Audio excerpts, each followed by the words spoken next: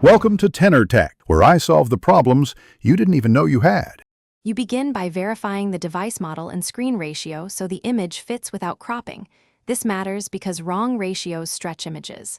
Once done, free at least 50 MB of storage and back up your current wallpaper to avoid loss. Next, open the trusted wallpaper source or app and sign in if required. You want a clear path to download. Choose the image, tap Download, and monitor the transfer. This first step ensures the file is compatible and saved to the correct folder. For instance, you now edit and position the image so it looks right on both lock and home screens. Cropping to the device ratio prevents unexpected zoom. Use the built-in editor or a lightweight app to tweak brightness and contrast. This improves legibility for icons and widgets.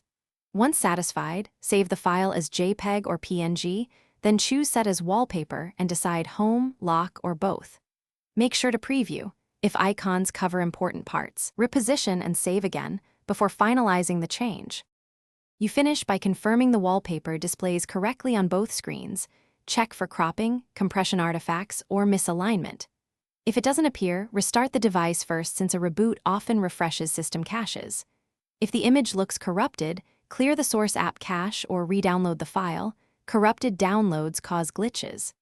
As a last resort, try an alternate resolution matching the screen ratio or contact the app's support. This sequence resolves most issues and ensures the wallpaper remains stable and sharp. Thanks for watching. Subscribe to keep your life in tune.